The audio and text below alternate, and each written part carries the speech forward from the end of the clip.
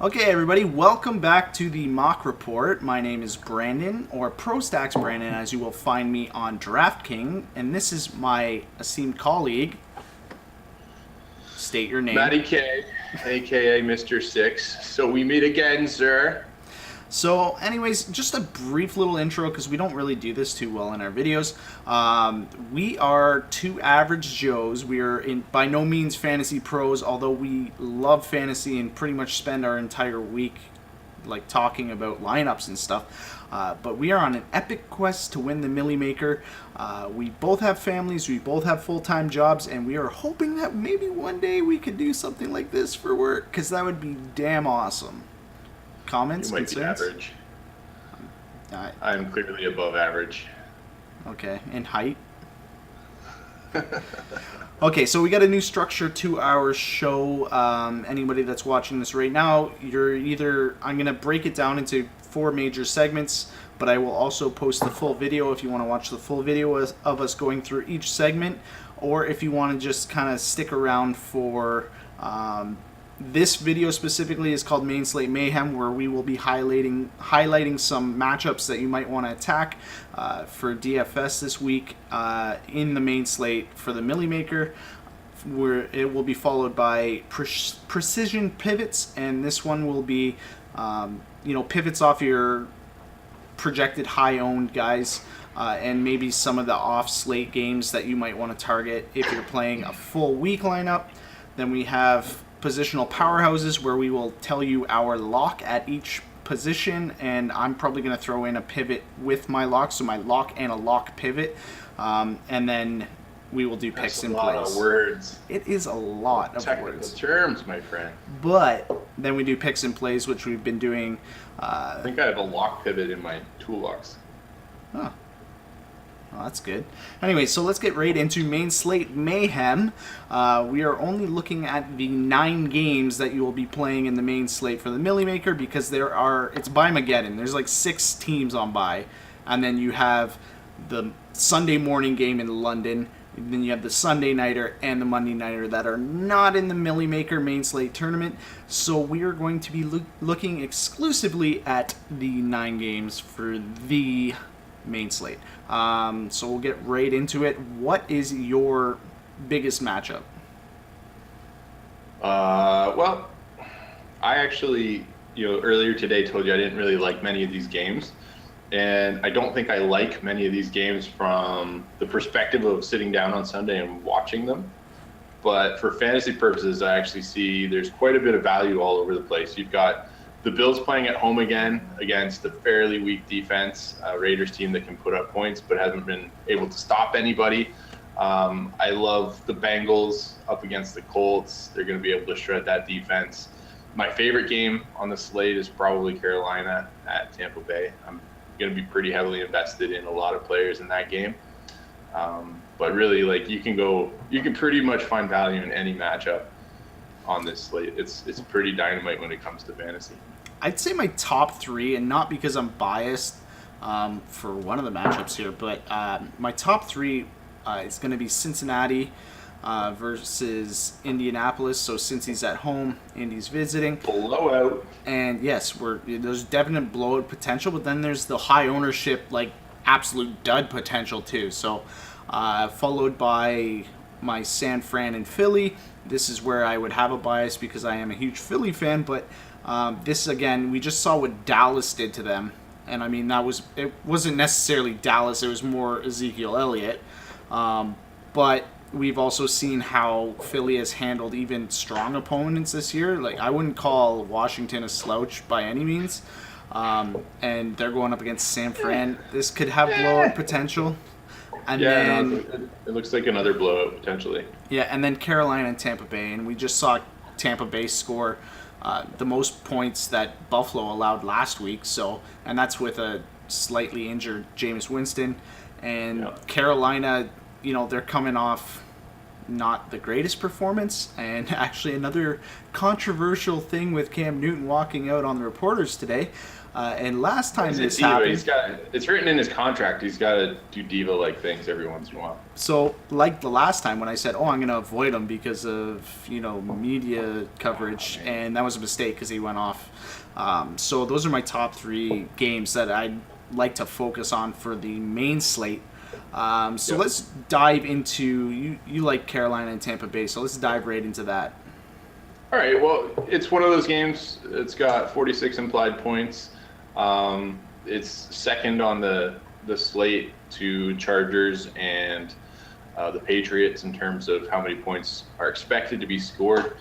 I just like it because you've got 2 fairly solid offenses going against 2 questionable defenses. And I mean, Carolina's had their moments where they've probably been able to shine a little bit, but they're not the Carolina defense that we've seen in 2014, 2015. So I think this is going to be definitely a back and forth. Jameis Winston's better at home. Cam Newton showed that he can put up points on the road this year. I just like sort of everybody, like really everybody in this game. I think Doug Martin's got a good shot at running against Carolina. I think Christian McCaffrey's probably going to have quite the day. He's been catching on average 6 or 7 catches a game. Cam Newton can probably put up at least 2-3 total touchdowns. Jameis Winston, when you doubt the guy, he might not be winning games, but he's winning fantasy games. So I like pretty much top to bottom everybody involved in this game. I'd like to have some exposure pretty much across the board. My favorite plays are probably Mike Evans on one side and Christian McCaffrey on the other, and both of the quarterbacks. So basically I went on PFF today, and I was looking at just their fantasy projections for the week, not any of the matchup data, but yeah, exactly. It comes out tomorrow. So just looking at that game, we have in the top 5 QBs coming in at 5 is Newton, so they're projecting him to have some points. In running backs, there's literally no one from this game in the top 5, and then wideouts you have. Misleading though. It is misleading. I'm just simply stating what PFF has out there right now, which some people might just follow as gospel. You have Mike Evans, he's the 4th, and then you have Panthers defense, and that's basically it that they have in it. But I see a lot more profitable matchups. Like you're looking at the touchdown a game rate, like he's pretty much a touchdown a game. Even though last game he had a flash in the pan, I do not think that they're going to be running 2 tight ends like that. I think that was just like the second touchdown was like a perfectly designed play. So Cameron Brate is always a play when Tampa Bay's playing, especially if you're streaming. Go ahead. Sorry. Even though O.J. Howard was the tight end that went off, Tampa does typically run 2 tight ends quite often, but that's where the passes were going. Like they were going up the middle of the field. He was targeting his tight ends like he typically does. Just so happened that O.J. Howard was the guy that took advantage of it on the day. Now you're going to see that probably happen, especially over the next few years as O.J. Howard acclimatizes to the NFL and he starts to really take advantage of all the knowledge that's going on in this offense. He is the tight end of the future in Tampa, but for now, Cameron Brate's been producing. I think he's going to continue to produce pretty consistently. I mean, the guy's been averaging, up until last week, he was averaging like 16 PPR, 18 PPR points a week. He'd scored a touchdown in 5 straight weeks. I mean, the guy's money in the bank, so I'm not too worried about him. I love Mike Evans in this. I don't like Carolina defense, to be honest. Like, no, neither do I. I don't see other in the top 5. Yeah, well, it's probably because the turnover differential in Jameis Winston's career has been that he throws a lot of interceptions. And, he might throw 1 or 2 this game. Who knows? I don't know how his shoulder's feeling, but it's not his throwing shoulder, so he's probably okay. But he shredded Buffalo defense at home, and that's not an easy thing to do. They'd held opponents to 17 points or less for the whole season. So I like this game. I think it's going to be a pretty big shootout, and I want to have pieces of it all over the place. Except for John Stewart. I'm not touching John Stewart. I like McCaffrey, too, and it's funny because McCaffrey's kind of like that enigma where, like, if you look at his yardage, it's not great, but the guy in a PPR structure... His rushing yardage is not great. Yeah, like the guy in a PPR structure is unreal because his floor is so high.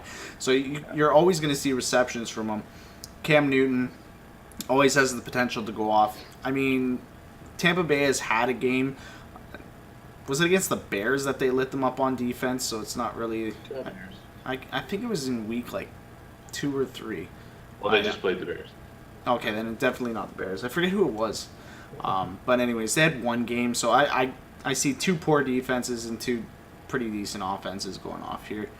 So yeah, it's no knock on Luke Kuechly. I mean, he's a great linebacker, but I don't think they're going to be able to stop this passing attack on Tampa. It's too potent. They're slinging it around too much.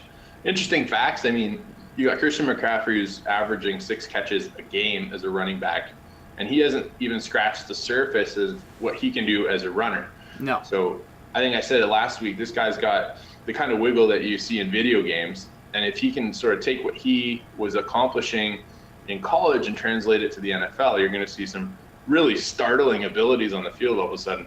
Tampa's a terrible run defense, so this might be the game where you actually see him break off a long run, in addition to the fact that he's probably going to get his 5 or 6 catches that he's been getting for however many games this season. On the other side of the field, Mike Evans averaging like 10 catches a game, 10 targets a game for the last 2 years. That's ridiculous. That's top three in terms of market share on his team. The guy's going to get targeted whether he's being shadow covered, whether he's being double covered, whether he's being boxed over the top. It doesn't matter. Winston throws the ball to him like crazy. But on the other side of the field, with a much better matchup against cornerbacks that are not even rated in the top 50 on PFF, you got Deshaun Jackson, who's having a bit of a renaissance. If you didn't even call it that, because he was a 1,000-yard receiver last year. But he's averaging 7 targets a game this year with Winston. He hasn't done that since 2013, and we know how good that year was for him. Well, he had a deep ball last week, but it was called back, I believe. He had a nice catch. But anyway, it's off any defense. But what I like to see is that they're throwing it to him more consistently, right? Like usually when you've got a deep threat, it's 3-4 times a game that they take a shot at him, and they're looking for that big play. But Deshaun's involved in this offense. He's taking crossing routes. He's taking comebacks. Like he's getting legitimate 7 targets a game, which when you can pull off the kind of air yards and the kind of yards per catch that he's got, 7's all you need, and you're going to average like 80, 90, 100 yards a game.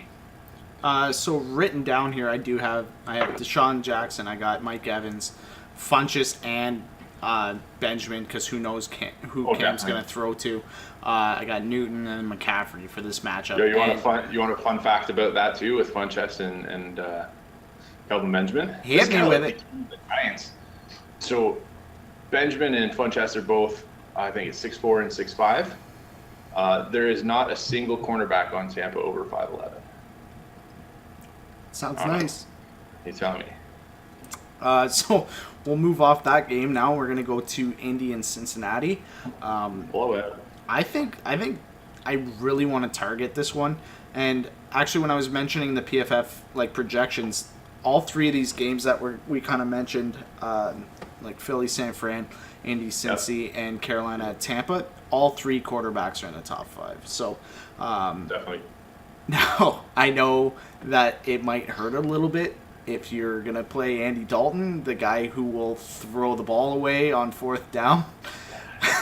Might as well have punted it. But for me this week, I'm going to say this, that Andy Dalton is my dentist pick of the week. And I say that because it sucks.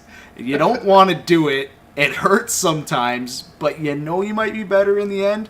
So I'm going to say that. He's my dentist pick of the week is Andy Dalton, and I'm definitely going to stack him with AJ, and as a flyer throw in Croft, because I think he's got 8 receptions and 5 touchdowns or something crazy like that. So that's not that bad. He's got 3 on the year. It's a ridiculous ratio anyways. Maybe it's 5 receptions and 3 touchdowns. But so I'm barely looking at Indy for this game. I'm just all over the Bengals on this one. All right, fair enough. They're 3rd highest in implied points scored with 25.5. So as much as it might hurt to run Andy Dalton, I mean, if you're looking for who's probably, or at least right now is looking like a top 5 quarterback on the week, you're paying down on Draftkings for $5,700. And I mean, it's nice to be able to free up that kind of cash when, generally speaking, you're paying $6,000-$7,000 for one of the top quarterbacks on the slate. The only one that's kind of around his price point is Tyrod Taylor, who he could probably put up some decent points too. But my beef with Buffalo is they've got all these prime matchups and they no receivers. Yeah, they got nobody to throw the ball to. Like even with Jordan Matthews coming back last year, I was like, okay, or sorry, last game, I was like, okay, finally he's got a receiver now. I can actually, believe all of the data that says that Tyrod Taylor is going to have a good game. He didn't have a bad game, but he didn't have an amazing game. But Matthews got targeted 3 times. He made 2 catches for nothing. So I don't know how much his thumb is still bugging him. But in terms of budget quarterbacks, if you want to pay down for a guy that's probably going to have a good shot at 300 yards and 2-3 touchdowns, Dalton's the man. Like, I don't know. I don't mind the dentist. Yeah. He's nice. Like that, so basically I got Dalton, Croft, Green, and Cincy D are like what I'm looking at, and Joe Mixon. Yeah, so like I told you earlier today, I love Joe Mixon just because if it gets blown out, he's going to run this game out. And for the first 3 or 4 games, they were splitting this like rushing load between the 3 running backs on that team. And it was kind of ridiculous because it was nullifying all 3 of them. But now, since they made the coordinator switch, they're targeting A.J. Green like crazy. And they're running the ball almost exclusively. I shouldn't say completely exclusive, but almost exclusively through Joe Mixon, regardless of game flow or situation. He's getting passes, he's getting rushes. So I see this game blowing wide open early. I think AJ is going to go off for a big long touchdown. He's going to get 8 or 9 catches at least, probably be in the 100, 150 yard range. So he's always going to be a top receiver when he's got a matchup like this. But if this game's over by half, Joe Mixon's going to run it out for 15, 20 minutes. And if there's going to be anyone that's going to score, I'm not going to say it's going to be, like, mostly I'd say, like, T.Y. Hilton, smash that. But his home-away splits are, like, reminiscent of Ben Roethlisberger. So he's in Cincinnati. Chances are he's not going to put up numbers. The guy that I would target on that would be Doyle. He's pretty much your only option there. He sees consistent targets. He's a check-town guy for Brissett. So he might be one of your cheap tight end plays, and then you can maybe spend some more in your flex spot. So even in this game alone, you have 2 fairly cheap tight ends in Croft and Doyle. Well, it looks like we lost a little bit of connection there. You were talking about Doyle? Yeah, Doyle's got a good sort of floor, I'd say, as a check down guy, but I don't like this offense at all without Andrew Luck. They're not scoring touchdowns. They're not moving the ball the way they need to. I hate T.Y. Hilton in this. I think he's facing off against Arcais Denard for most of his routes, and Cincy defense has been holding number 1 receivers to pretty low scores. Nobody's really gone off against them. I mean, you can kind of say that Antonio Brown put up a goodish amount of points last week, but in all honesty, I mean, it was below his averages. He got that 1 touchdown in the first half, and then he was pretty quiet to finish out the game. It definitely wasn't a vintage Antonio Brown game from him. So even the best receiver in the last decade couldn't really produce against this defense. So I don't think T.Y. Hilton's going to. This is true. AJ Green, though, oh my God. That's basically all we need to really say about that game. It's going to be a blowout. His ceiling is like 200 yards, man. It's something like that. It's going to be like a Amari Cooper breakout game. Could be. So we'll move on to our third feature game here. San Fran at Philly. Carson Wentz coming off of a beautiful win on Monday night. And let me just start off by saying I'm pretty sure, and I'm sure anybody that watches football will know the play I'm talking about, but I'm pretty sure when the pocket collapsed and so did the entire Washington defense on Carson Wentz, the sound that came out of that was whoop as he slipped through for the first down. So basically I have written down here Zach Ertz consistent all year long. He's going to be your pay up tight end. It's either him or Gronk, but I'm going to say play Zach Ertz because we're playing San Fran. You got Wentz. We saw Smallwood in the first half, not so much in the second half, and the only thing that worries me is Blunt gets the touches when you're 10 yards or in, but I think Smallwood has that potential to break through and maybe get a receiving touchdown and maybe some running. Like, he's not a bad rusher either, so he could be a play. Then you have Aguilar. I don't know so much about Jeffrey in this. Aguilar's been he learned how to catch the ball this year, so he's been, paying dividends like crazy. USC's breaking the trend. And then Eagles D, which is, again, the Eagles D is probably going to be a popular bet against San Fran, but again, I only have Eagles players here. There's no one really that I like on San Fran. They have Garcon, they have Kittle, but I don't see them doing much against the Eagles, even though the Eagles D is banged up. Hey, I learned something fun. Kittle was actually the college roommate of Beathard, CJ Beathard. Oh. They're bros. So why aren't they connecting for more? They're like bros like me and you. I don't know. What do you think about this game? So I don't value, first of all, we're both Philly fans, but I don't value the Philly D quite as much in this one. I think their pass rush and their run stopping abilities are very, very, very strong. Without Jordan Hicks, they lose a little bit of that defense. It's not quite as strong as it was, especially up the middle. He's a great coverage linebacker, and he also had the ability to create pressure. I don't really think that versus the Kyle Shanahan offense and, the way they can pass the Hyde and, the way that just looking at CJ Beathard and the way that he's moved the ball, maybe not as awesome as you'd like, but I mean, he's thrown for 250 plus yards for back-to-back games and scored at least one total touchdown. So he hasn't been a total Trubisky shit show.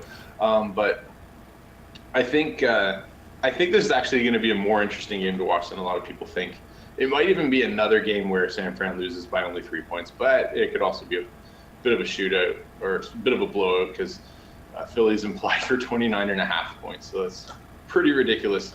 I don't love the running backs in this game only because they don't seem to really focus on anybody. Blount, you can call him the short yardage and touchdown guy, but I mean, how many touchdowns is the guy? He's got like 2 this year. So yeah. He's not really even doing that. And then the other guys are sort of being like Smallwood and Clement are kind of just sort of rotating in and out. And if one of them breaks off a big play, maybe they'll be good. But I mean, nobody's really doing it. And Wentz is playing so good through the air. That's kind of the way this offense is shaping up. So I do like Jeffrey in this game. I think he could really show up. San Fran doesn't really have a secondary that's stopping too many people. When Jared Goff has a career day against you, it says a lot. So I feel like this could be a game where Jeffrey does show up. He does get the targets. He's been pretty consistently involved. He just hasn't really clicked with Carson Wentz. And it's a little concerning, but at the same time, maybe it takes a little bit more. Maybe it takes a few more games. But I could see him going for like 20 points, that kind of thing. Aguilar has turned into a touchdown threat. Love the guy. Loved him come out of USC. He didn't really show up in his first couple of years, but he's a first-round wide receiver. He's got a lot of talent, so he's been showing that. Torrey Smith, if you want to throw a dart, maybe he'll catch a 6-yard touchdown. He's a sleeper pick for me, is it Torrey Smith? Yeah, he could go for a long one, but, I mean, they just don't even – between those top 3 guys, between Jeffrey, Aguilar, and Ertz, like, nobody even cares what Torrey Smith does. He can just go pick his nose on the sideline, and everybody's like, whatever, we'll go score. Catch butterflies. Yeah, it doesn't matter. And he's good. I like him. He's not bad, but I think this is a game that, again, is dominated by Zach Ertz. Jeffrey, I think, shows up. Aguilar probably gets a touchdown. Carson Wentz. I mean, when you've got John Gruden on Monday Night Football, pretty much just like rub it, like just polishing you up, you're doing something right. You're winning games and you're playing well. Yeah, see, like I mentioned, Smallwood, he's pretty much the back that I would play just because he is, like, how much I love Darren Sproles, even when he was on the Saints. It's just like that PPR reception game, that he's the receiving back. If you're going to play an Eagles back, which I don't really suggest because they are basically a 3-headed monster, I would pick Smallwood. But if you're going to throw... Look at it though. Like you've got a lot of mid-range wide receivers right now. You don't have the onus to pay down at running back. Like you don't have to try to dart throw out of Smallwood. And I just don't see the consistency in the involvement that you're really like I said, if he goes off for a 60-yard run, then he gets value. But there's so many other backs out there that are probably in that $5,000 to $6,000 range that I would much rather go after just because of their floor. The only outlier that I just touch on quickly here, some of these guys might show up in our next segment, but the Chargers at New England, this could also be a game that has some potential because, the Patriots, with the exception of last week, have been allowing like the most points against, and the Chargers. Actually, they've been pretty good the last 3 weeks. So even though their DVOA has been not very good, they've performed better on the field. Okay, so we are going to go into our next segment here. This is the Precision Pivots segment. In this segment, we will go through some of the pivots that you can go off of some of our main focus games that we had there, or some potential high ownership guys that you might want to, pivot off of to give yourself an advantage in GPP. So, I don't know. Positional pivot, or precision pivots is what I'm calling it. I'm going to say that two of my pivot QBs in this are going to be Russell Wilson and Josh McCown. And Josh McCown is in the top 10 quarterbacks this year. Like, he's been 100% serviceable as a fantasy quarterback. He's 10th. He's 10th. But, like, that's not half bad, because you don't expect that. Yeah, it's not even a third bad. No. So what are your thoughts at the QB position for a pivot? Well, I think a lot of the chalky guys are going to be Cam Newton, going to be Andy Dalton, just because of the matchups they have. Drew Brees, it's well documented when he plays at home in the Superdome, like, he goes off. Brees and Brady are rated 1 and 2 for the PFF and projected. Brady at home too. I mean, Chargers defense is a little bit better than a lot of people know. We saw them go off Pass last rush. week. Yep. Yeah, it's pretty solid. But Brady's Brady, right? He's always going to off. So he'll probably be chalky. He's one of the more expensive. He is the most expensive on the slate. Breeze at home is always going off. Chicago's been good at home. Chicago's let up 24 points or more in 3 of their away games, though. So Breeze is probably a good bet for a couple touchdowns. I think those are the chalky guys. I like the pivot. I think Deshaun Watson, who's been just absolutely dynamite for pretty much the whole season since he got control of the team. A lot of people might be shy that he's on the road, might be fading him because he's against the Seahawks. This isn't the Legion of Boom that we came to know and love since 2011. These guys are giving up points. There's too much going on in this offense. Deshaun Watson is just creating too many plays. I think he keeps it going. He's going to make this one interesting. Not to mention, Hopkins isn't going to stay on one side, and Sherman isn't your shadow corner. He's basically plays his side, and that's it. So moving Hopkins around, he's still going to get his looks and most likely some major receptions. Right, and it would actually benefit Houston more to put Fuller against, to put Fuller on the left against Sherman, because Sherman's like a 4.5, 4.6 runner. He's not going to be able to keep up with Fuller. Fuller's going to be able to blow past him. The speed that Fuller's added to this offense has just made everything even more supercharged than it was before. Lamar Miller might struggle a little, but then again, I mean, Seattle hasn't been that amazing against the run. Actually, that's a lie. I think they're top 5 against the run, but this is just like, this is too exciting of an offense to watch. I don't think they're going to get slowed down. And then, it's a good test for Watson. He's away. He's in a really noisy, aggressive stadium. They're not going to let him have anything easy in this game, but I think he comes away as a winner. He's my top pivot play. Take him with the discount you get against the defense and the matchup that he has. For running backs, I'm looking at someone like Chris Thompson and McCaffrey, but he might be chalky himself. So mostly I'm just looking at Thompson, who's been like, I think he's like on pace for 100 receptions and over 1,000 receiving yards. So it's with a lack of Terrell Pryor in that offense, he's basically catching everything as a check down play. So he's pretty much my pivot if you're going to go for a pivot at running back. But like, we're playing with, you have a couple, we mentioned some discount QBs and stuff like that. You can pay up in a lot of positions in this week. So that's the only one of note other than McCaffrey and Mixon, which we already mentioned, that are in our focus games. But I don't really see any other running backs that I would choose to pivot with. Yep.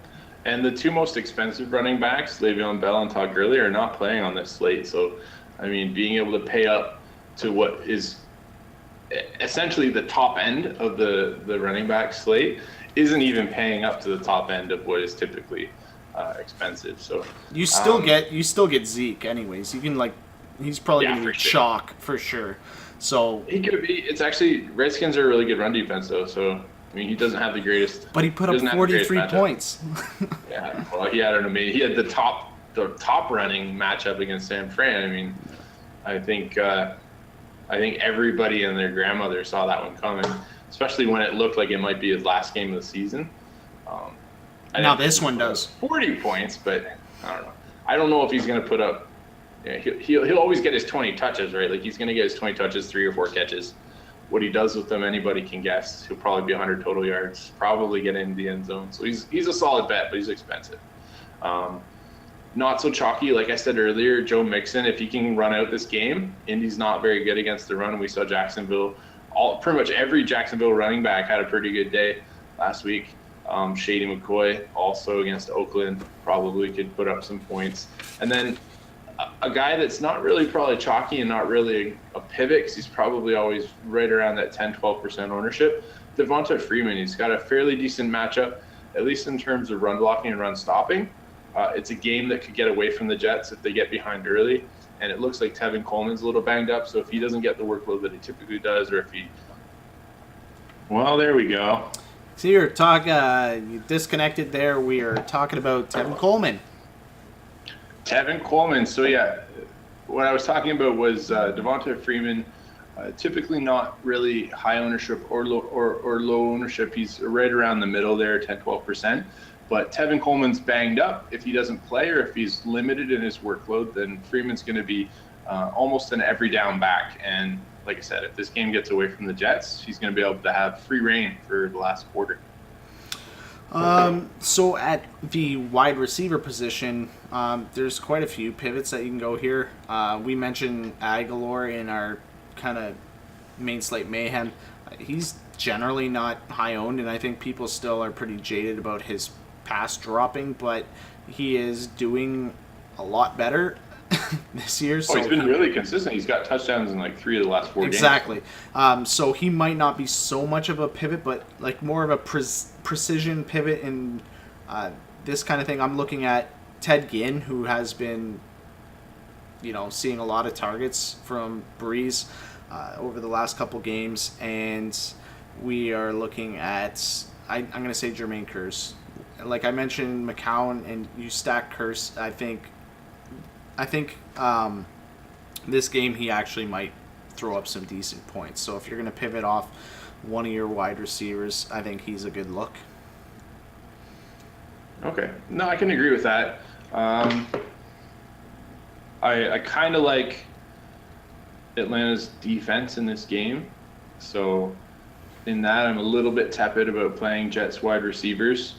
I actually have some really sort of outlandish pivots in terms of wide receivers, and that would be just because of yet another diva, it would seem, with Martavis Bryant sort of having an implosion on his team this week. It looks like he's not even going to be active against Detroit. Antonio Brown's got a pretty sketchy matchup against a defense that's been holding number 1 wide receivers to under 20 points per game all season long. So I actually really like Juju Smith-Schuster in this game. He's been involved in the offense. He's been involved in the red zone.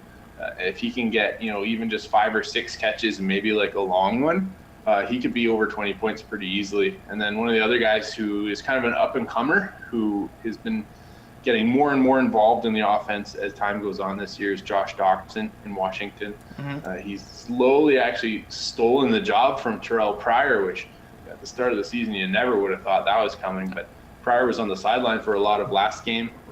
He almost caught a touchdown. He's got touchdowns in 2 other games this year, so he's a big-bodied receiver. And again, with Washington, you've got a fairly good wide receiver that's going to be covering. What's his face? I don't know. But I like Josh Doxson in this game. He's been getting a bigger market share of the offense, and for Kirk Cousins, who could throw 2 or 3 touchdowns, I bet you one of them goes to him. I like Doxson too. I think he's a better route runner than Pryor. Pryor kind of like survives off his athleticism, which is what he did in Cleveland. Go out there and run, and if you get open, we're going to throw you the ball. Whereas now he's in a more timing-based offense with Cousins, and I think Cousins is like one of the most accurate QBs this year. So, and that's just because they do that. You run a route, if you're there, you get the ball. I'm down with both those that you said. Now, Juju won't help you in our main slate Millie Maker.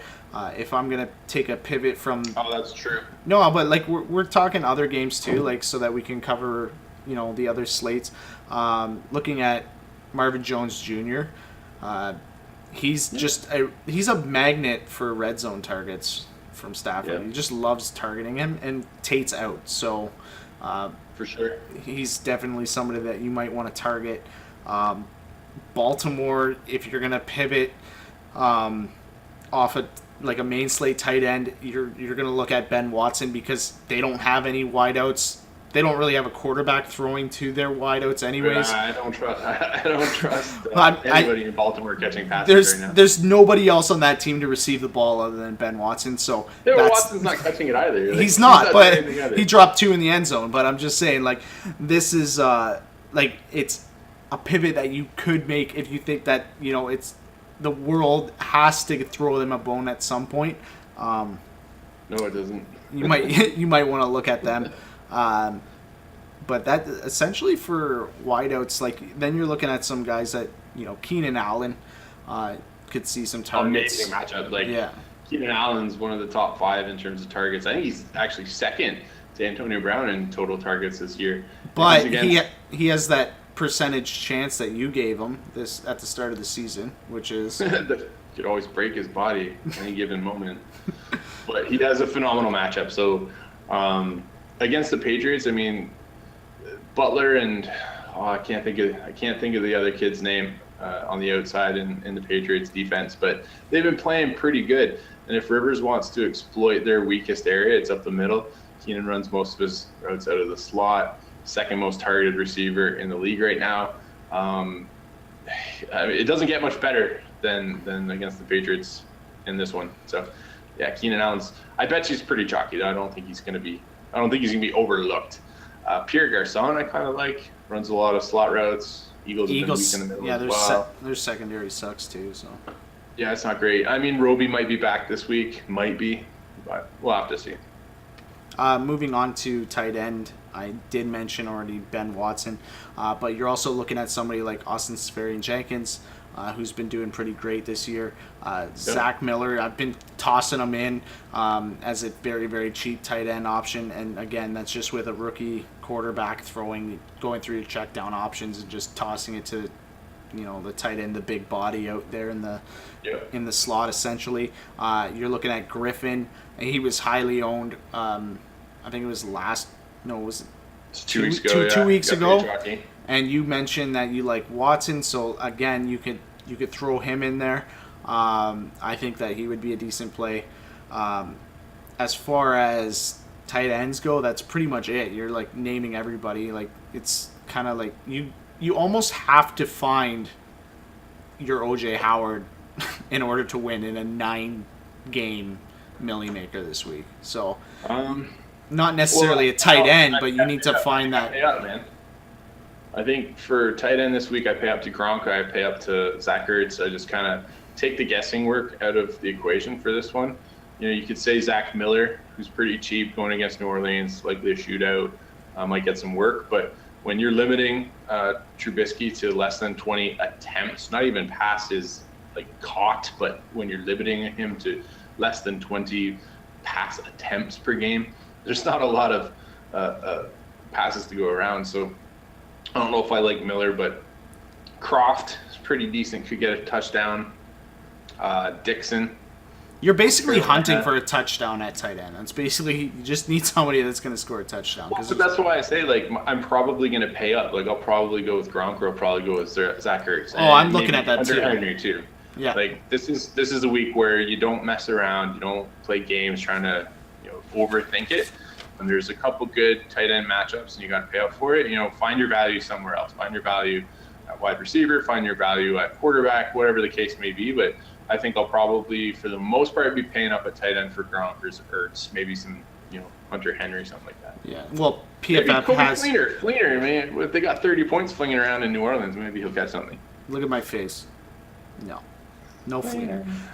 Top 5 tight ends on PFF. He cut off his mullet and he stopped catching passes. Idiot. Well, he left his college buddy Andrew Luck. So, top 5 tight ends this week. Projections are Gronk, Ertz, Reed, Henry, and Jimmy Graham. We'll move on to the defense to end off our precision pivots. We are, you know what? I'm going to say these are my 4 teams that I'm going to look at. Now, I say Bears, Chargers, Jets, and New Orleans. You like the Bears defense? The Bears defense is the only team that I don't think they've allowed a touchdown in 2 games. So I think they're the only team that hasn't allowed a touchdown in 2 games. And I know that we're playing Breeze in the Superdome. They've allowed 24 points or more on the road this year. They have. You already stated something like that. I'm just saying they counteract that with some of their other abilities. I know who you're already talking about because I saw your text earlier, so I'll let you get into that. Well, I actually like New Orleans. They've been playing pretty consistently the last few weeks. And then, like I said, you got a quarterback that you're up against that's been limited to less than 20 pass attempts per game in Trubisky. They're playing a ball control offense. You can't depend on your defense scoring all your points for you, and you're not going to do it in the Superdome against Drew Brees at home. So I think Chicago's probably going to get their bell rung pretty hard in this game. Outside of that, you can take the Bengals against a road Colts team. They're going to be pretty chalky, though. Yeah, they'll be really chalky. But, I mean, this whole year hasn't been one of those years where you've got oh yeah, this is the defense to own. No. It's kind of been all over the place from week to week, so you kind of have to pick your spots. I mean, anytime you're up against Phillip Rivers, you're good for a couple interceptions, so maybe even the Patriots this week. But my pick is definitely New Orleans. Well, like I said, I got Bears that I kind of like, Chargers against New England, and that's just simply for pass rush because this year Brady's been taking a lot of sacks when under pressure, and their pass rush is pretty damn relentless. The Jets, I'm only saying the Jets because Atlanta is 0-3 against AFC teams and 3-0 against NFC teams. So I'm going to say that. Yeah, they haven't looked the same as last year. They're and Matt Ryan is nowhere close to as accurate as elite Matt Ryan. So I like the Jets in that spot. Now, my only problem with your New Orleans pick is, again, you were mentioning the pass attempts with Mitch Trubisky. They've come out and said that they're going to be a run-first team, just like Green Bay has said that they will be now without Rodgers. So you might lose a little bit of defensive point equity for picks and whatnot. But that's the only problem I have with that D. But New Orleans is no slouch either. We've seen what they did 2 weeks ago. So yeah, well, that was a weird game. Yeah, I just don't think you win games by only running the ball. I mean, You have to have a pretty balanced offense. So at some point, if Breeze has put up 3 touchdowns on you, you got to start throwing it. And Trubisky, he's probably going to be a decent quarterback at some point. But right now, they're trying to hide him behind Jordan Howard, and they're trying to hide him behind, pylons and shrubbery. But I don't think it's gonna hold up, man. I think they get behind in this game, something's got to give. Jordan Howard is going to get his touches, but I don't think they keep up with New Orleans, and at some point they're going to have to start throwing it. I don't think they have a good game. I like the Eagles too, to be honest. Yeah. I think they've been downgraded a little bit with Jordan Hicks, but I mean, pretty much this week is just pick the rookie quarterback you like the least and load up a defense against them. Yeah. So we move now to our our third segment here. This is going to be our positional powerhouse, which we will try and give you in a quick fashion. Basically, our locks of the week. I'm going to say that we're going to do your super lock, kind of like your strong lock at each position, but I'm also going to throw in a pivot there just for fun. So we'll get right into it. I'm going to say for the QB position, my lock is Wentz. I'm going to pick Wentz. I'm going to ride him all the way this week, and my pivot is going to be Dalton, like I said. So that's your pay up, pay down, and it's not even like Wentz is super expensive, but You know what? I like it. My lock is going to be Winston at home, and my pivot is going to be Watson on the road. The WW no. Winston, Winston. Who knows?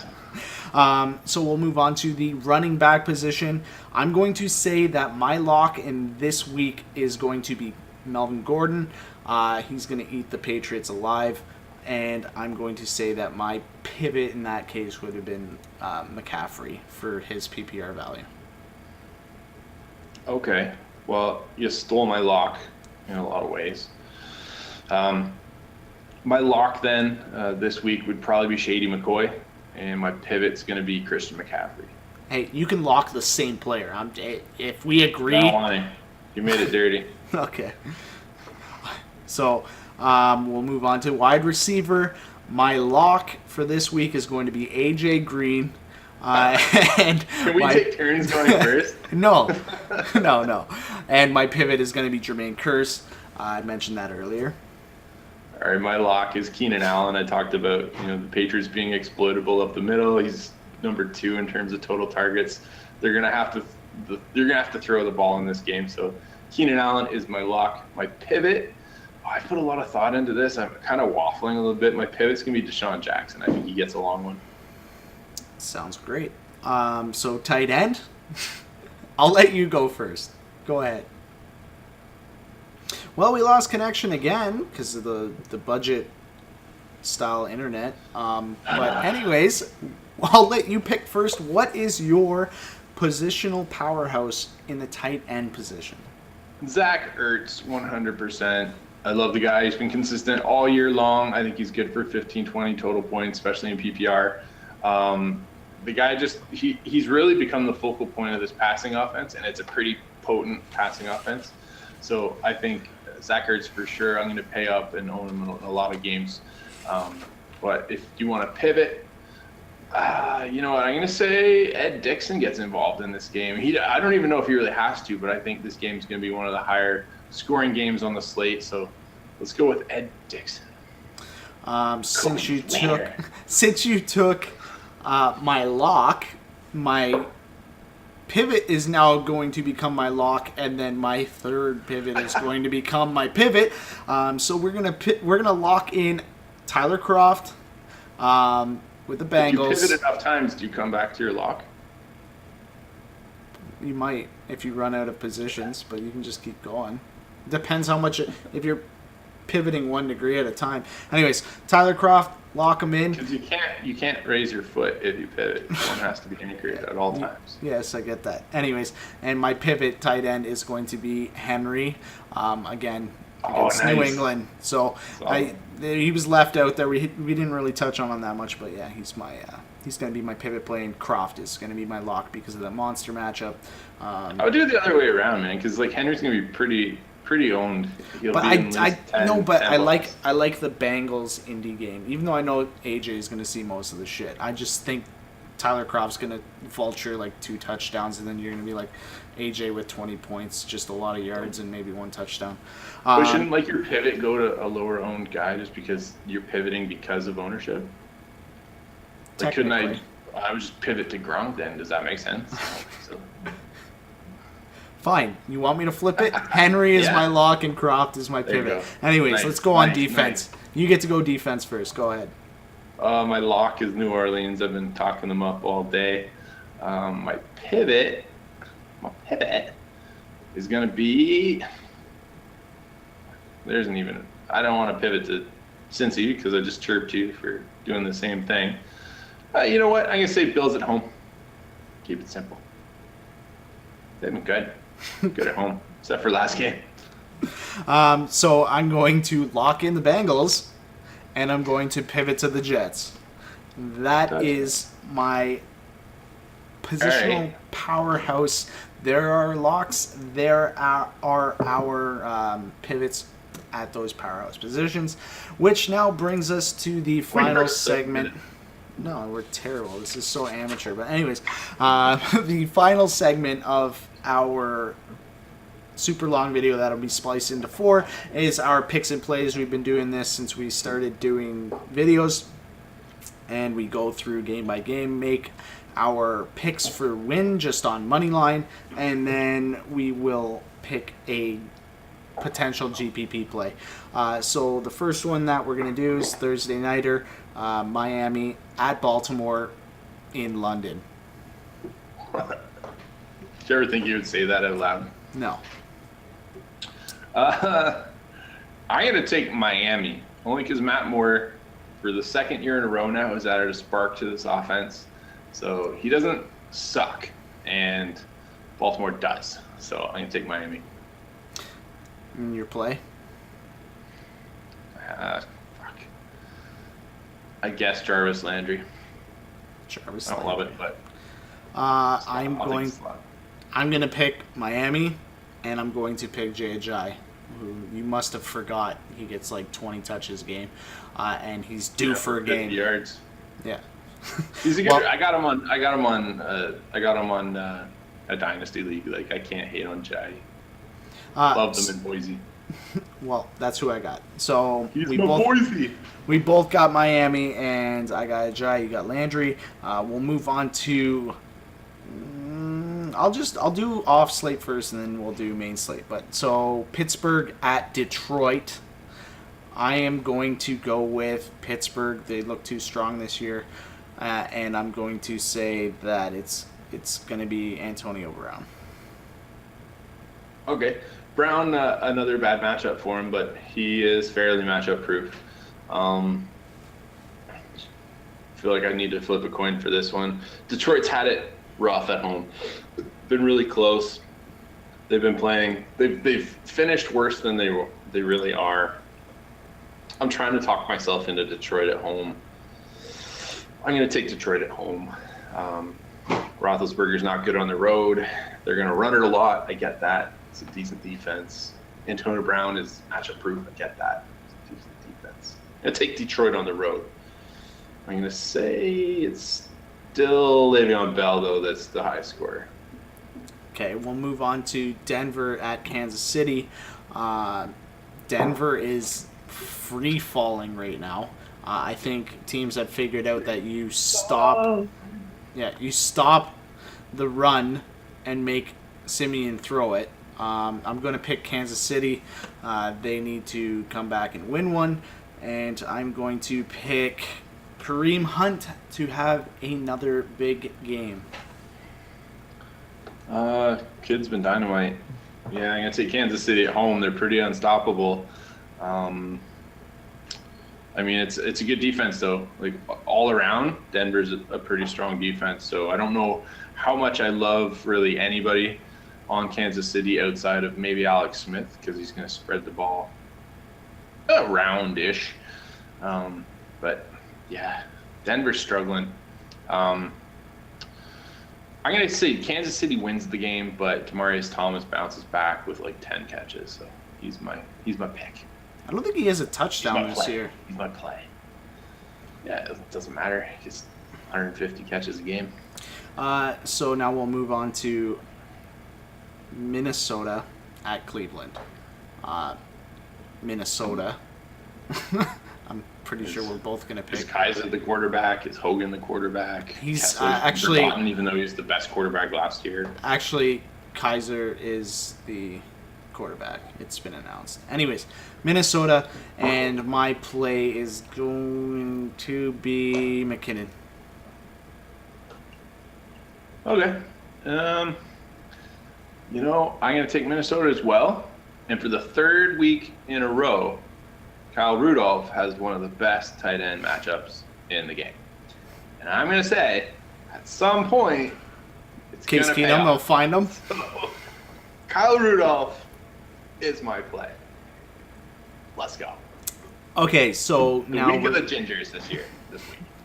Now we're going to move on to Atlanta at the Jets. I'm picking the Jets because Atlanta hasn't won a game against the AFC, and I'm going to pick McCown to be another fantasy impact and live up to his status of being in the top 10 of fantasy QBs this year. Yeah, I'm going to say the Jets look like they're going to win this game for a little while, and then they get stomped on. They get up by 2 touchdowns, and then they lose. Yeah. Atlanta's probably going to win. They're way better than they've looked for the first half of this season. So Atlanta's going to get it going. Julio Jones is the reason why they are focusing on him now. He had a great game last game against the Pats. There's not a cornerback on this Jets defense that can measure up to him. They know that they have to win through him. Like the ball has to go through him if they want to score points. So it's got to happen eventually. He's gonna have a vintage Julio game. Atlanta Julio.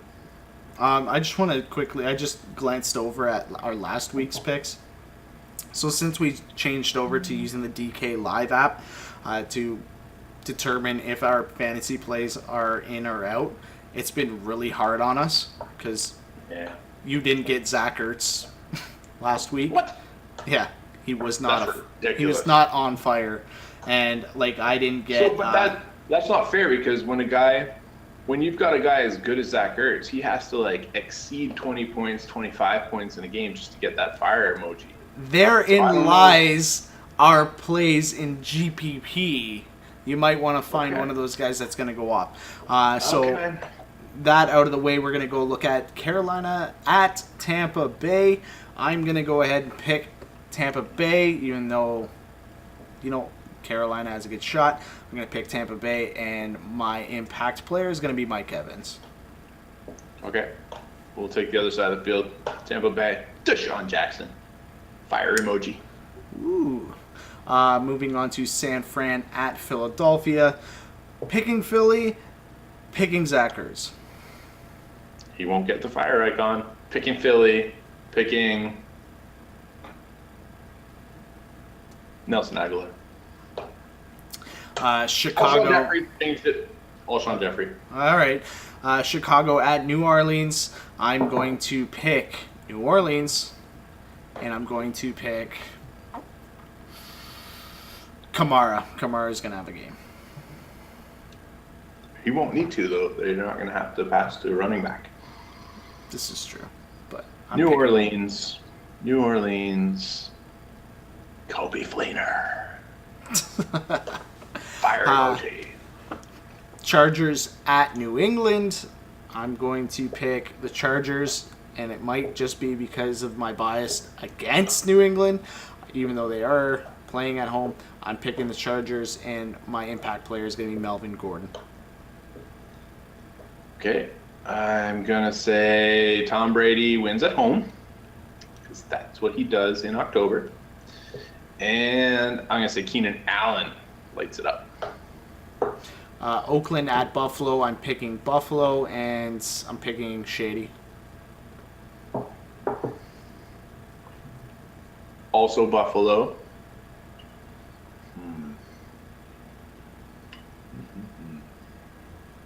I don't know. I'm going to say Jordan Matthews, just because if he scores 6 points, he'll get the fire emoji. Is it ironic that Jordan Matthews is only wearing one glove on the same team that O.J. Simpson is famous for? Wow. I don't know. I think all the other jokes about one glove, Michael Jackson, the Nintendo Power Glove, have been used, and nobody has touched the O.J. Simpson, so I'm going to go there. Yeah. Wow. On to Jordan Matthews. On to Indy at Cincinnati. I'm picking the Bengals, and I'm going to pick... AJ Green. No. Tyler Kroft. Pick AJ Green. Kroft. It's the most, you wanted to, and he's going to light it up. Why not, right? Okay, tell you what, I'm not going to pick AJ Green. Everybody knows AJ Green's going to go off.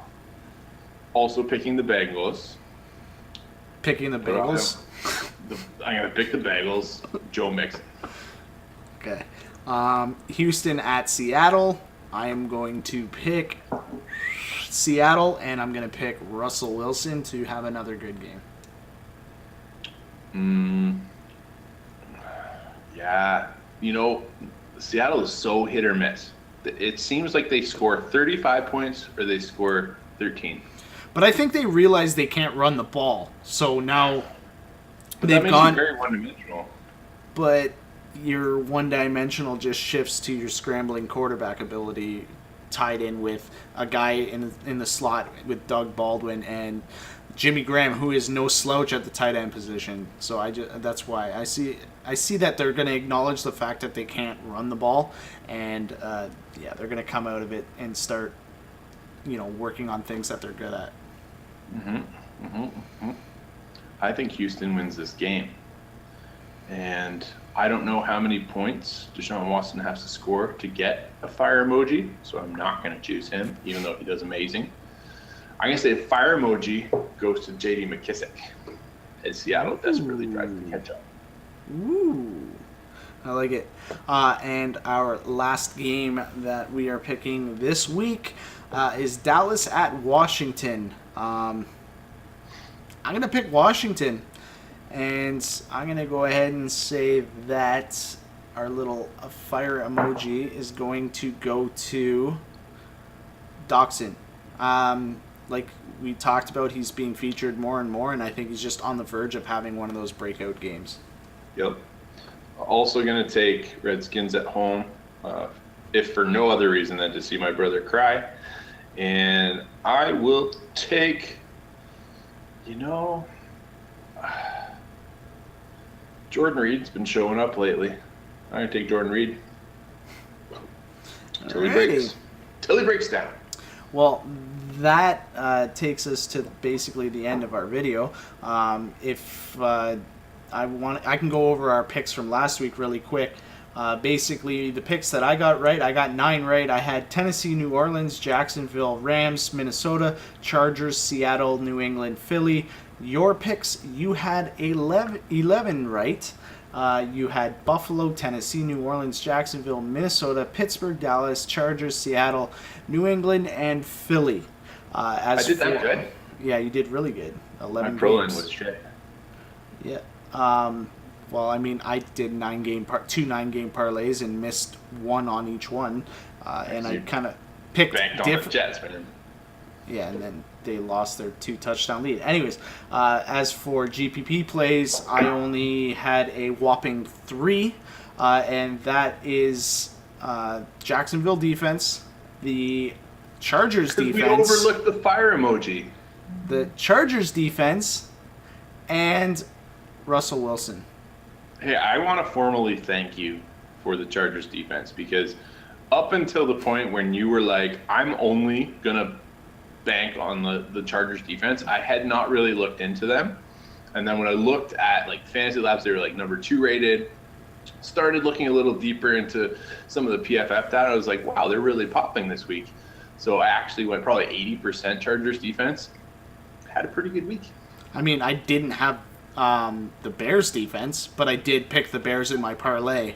But I did not pick them in our picks. So they were the only ones that scored higher than the Chargers, and they weren't even on my radar, but that's probably because I was blinded by the Chargers. I was not looking at anyone else. It's a good pick, man. And you had 4 GPP plays. You had 5. You had Shady. He got his fire emoji. Mark Ingram got his fire emoji. Todd Gurley got his. But you picked Arizona in that game. Yeah, that didn't work out. I told you, you can't. It was the geriatric trio traveling all the way to Europe. They don't travel that well, and then Carson Palmer died.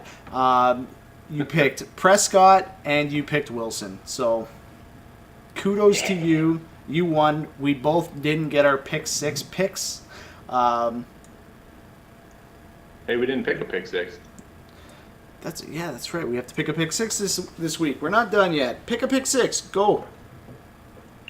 Well, that's going to take some time. I haven't thought about this yet. I'm going to say the pick 6 goes to...